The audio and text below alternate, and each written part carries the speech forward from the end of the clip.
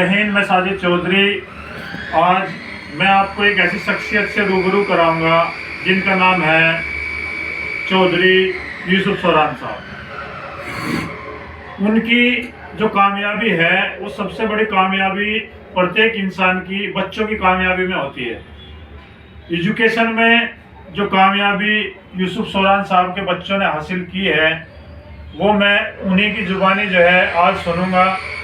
और बच्चों को पढ़ाने में और इंडिया से फ्रांस तक का सफ़र किस प्रकार से उनके बच्चों ने तय किया है वो जानेंगे। बड़ी बारीकी से जो है आज हम यूसुफ सोरान साहब से बातचीत करेंगे कि उनका जो बच्चों का जो शिक्षा का जो सफ़रनामा है वो कैसा रहा। तो सबसे पहले तो यूसुफ सोरान साहब आपका स्वागत है आवामी दर्पण समाचार में। तो मैं आपसे जानना चाहूँगा कि जो बच्चों का बेसिक शिक्षा से लेके जब बच्चों ने पढ़ाई शुरू की और फ्रांस तक का जो सफ़र है बच्चों का वो किस प्रकार तय हुआ, थोड़ा उसके बारे में विस्तृत बताएं। एक बात तो मैं ये बता दूँ कि हमारा जो एजुकेशन पैटर्न है ये 20वीं शताब्दी का है, हम उसी को फॉलो कर रहे हैं। दुनिया बहुत हाईटेक हो गई है लेकिन हमारा एजुकेशन पैटर्न वही कर रहे हैं। लेकिन जो लोग जानते हैं, समझदार हो गए हैं या तजुर्बे हैं या फिर वो एडमिनिस्ट्रेशन से जुड़े हुए लोग हैं, वो अपने बच्चों को शॉर्टकट रास्ते से लेके जाते हैं। यानी कामयाब होना इस एजुकेशन हमें क्या करना पड़ रहा है, हमें छेद ढूंढने पड़ रहे हैं, तलाश करने पड़ रहे हैं, तब हम उस रास्ते से गुजर करके हम कामयाबी की सीढ़ी पर चढ़ जाते हैं। दूसरा, हमारे साथ सबसे बड़ी प्रॉब्लम है कि जो एजुकेशन सिस्टम है हमने कभी इसको जांचने की कोशिश नहीं की। ये ट्रेडिशनल सिस्टम है कि पहली क्लास कर लीजिए, फिर 6th कर लीजिए, फिर 10th कर लीजिए, फिर 12th कर लीजिए, फिर ग्रेजुएशन कर लीजिए। वो लोग क्या कर रहे हैं, वो लोग इनफॉर्मल एजुकेशन पर आ जाते हैं। कितने भी आप कोई भी एग्ज़ाम उठाकर देख लीजिए, जो चाहे तो आपका हायर एजुकेशन के लिए हो, नीट हो या JEE हो, जितने भी एग्ज़ाम हैं वो स्कूल एजुकेशन के बाद क्रॉस नहीं किए जा सकते, पास नहीं किया जा सकता। रिक्रूटमेंट के एग्ज़ाम की अगर हम बात करते हैं तो उसको तो आप कर ही नहीं सकते। तो एक अरब रुपये का एक धंधा कोचिंग का जो चल रहा है उसकी वजह है कि हमारी गवर्नमेंट ने जो तरीके बनाए वो अलग अलग बनाए। जो लोग जानते हैं वो क्या कर रहे हैं कि वो 8वीं क्लास के बाद ही अपने बच्चों को कोचिंग इंस्टीट्यूट में दाखिल करा देते हैं। वहाँ वो बच्चा अगर उसने नीट मेडिकल में जाना है तो नीट की प्रिपरेशन वहीं से उसकी शुरू हो जाती है। अब उसने 8th 9th 10th 11th 12th 5 साल कोचिंग की है। 5 साल बाद वो नीट में जब बैठता है तो पहली बार नहीं तो दूसरी बार में उखाड़ देता है, उसको जीत जाता है। यही हाल JEE का है कि वो भी अपने बच्चों को इनफॉर्मल एजुकेशन लेते हैं, स्कूल में रेगुलर एडमिशन रहता है और यहाँ हम जिद करते हैं, हमारे बच्चे रोते हैं कि नहीं जी हम स्कूल नहीं छोड़ सकते। तो स्कूल तो कुछ भी अच्छा पाने के लिए कुछ कुर्बानी तो देनी पड़ती है। अब जो बच्चा 5 साल से कंटिन्यू कोचिंग कर रहा है तो वो जीतेगा, या फिर हम 12वीं करने के बाद हम जा रहे कोचिंग करने के लिए तो यह हम जीतेंगे। नेचुरली वही जीतेगा जिसने पहले से मेहनत की हुई है, जिसके पास तजुर्बा ज़्यादा है। दूसरी असल बात है हौसलों की। कहते हैं एक शेर है बड़ा मशहूर कि तू डरता क्यों है आगाज़ तो कर, तू डरता क्यों है आगाज़ तो कर, तू डरता क्यों है आगाज़ तो कर, दस्तक तो दे आवाज़ तो कर, मुंतजिर खड़ा है कब से आसमां, पर खोल परवाज़ तो कर। अच्छा सर, मैं ये पूछना चाहूँगा कि जैसा आपके तीनों बच्चे अभी फॉरेन में हैं तो वो उनका मौजूदा जो किस पद पे है, मतलब वो कहाँ कार्यरत है, थोड़ा ये बताएं। हालांकि इसको बताना नहीं चाहता था मैं, क्योंकि लगता है कि आप आदमी क्या कह रहा है। मैं सिर्फ यहाँ से शुरू करना चाहता हूँ कि एक वक्त था मैं बिरादरी में सबसे पिछले आखिरी पायदान पे था। मैं अपने औलाद से कहता था कि बेटा हमसे ज़्यादा गरीब इस मुस्लिम जाट बिरादरी में कोई नहीं है।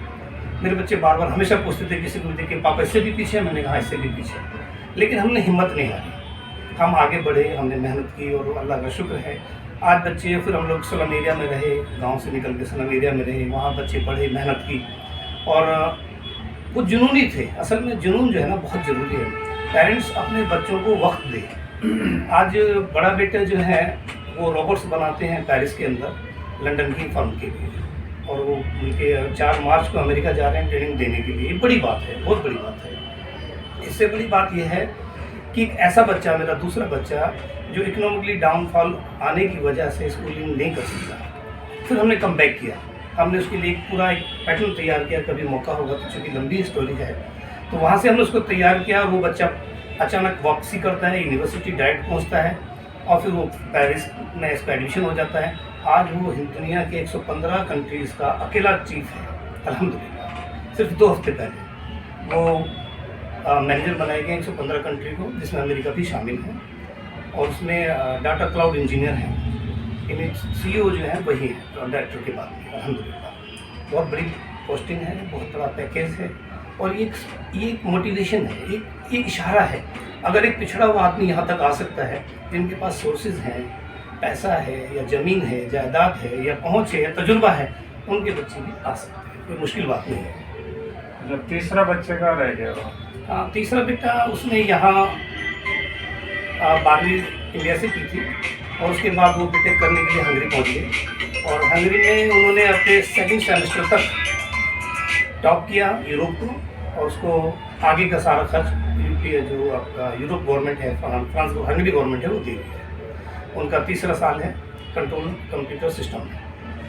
अच्छा, जैसा कि आपने अपने संघर्ष की तो कहानी बताई, मतलब आप जो पेरेंट्स हैं गांव देहात के, उनको क्या है, वो खुद निर्णय नहीं ले पाते कि क्या करना है। ज़्यादातर निर्णय उनका स्कूल में जो काउंसलिंग अभी तो शुरू हो गई है, लेकिन पहले कोई काउंसलिंग नहीं होती थी, तो ज़्यादातर माहौल पे बच्चा ही डिसाइड करता है कि मुझे किस दिशा में जाना है। तो आप गांव के जो माता पिता है, जो अभिभावक हैं, उनको आप क्या मैसेज देना चाहेंगे कि किस टाइप से बच्चों को प्रिपेयर करके चले, या हमें क्या शिक्षा की जो बेसिक जो बुनियादी जो ढांचा है उसे किस प्रकार से गांव में मजबूत किया जाए, ताकि ये बच्चे जो है आगे कामयाबी हासिल करने कर सके। तो अभिभावक के लिए आपका क्या संदेश रहेगा कि वो क्या प्रिपेयर करें बच्चों को? देखिए, जो गांव देहात के लोग हैं, और हर माँ बाप, हर बच्चा सपना देखता है सिविल सर्विस में जाने का, IAS बनने का, IPS बनने का, या बड़े बड़े उद्योग में जाने का। अगर हम उसको 6th क्लास से 12th क्लास की किताबें अच्छे से समझा दें, उसको अच्छे से समझा दें, तो उसको कोई रोकने वाला नहीं है, वो नेचुरली आपका UPSC निकाल देगा। लेकिन होता क्या है कि हम 12वीं तक तो हम परवाह करते नहीं हैं, जब तो हम ध्यान देते नहीं, बस उसको सोचते हैं 12वीं कर लेगा, बैचलर कर लेगा, उसके बाद कोचिंग कराएंगे। हम बहुत लेट हो जाते हैं। जो लोग होशियार हैं, जो पेरेंट्स होशियार हैं, जो जानते हैं, वो इस काम को कर बैठते हैं। तो हमें बेसिक एजुकेशन को खास फोकस करना होगा। और उसके बाद में अगर कुछ जो पेरेंट्स केपेबल हैं, सोर्सेज हैं उनके पास में, थोड़ा पैसा है, तो दिल्ली जाकर के वो अपने बच्चों को कोचिंग करा सकते हैं। आजकल तो ऑनलाइन अवेलेबल है।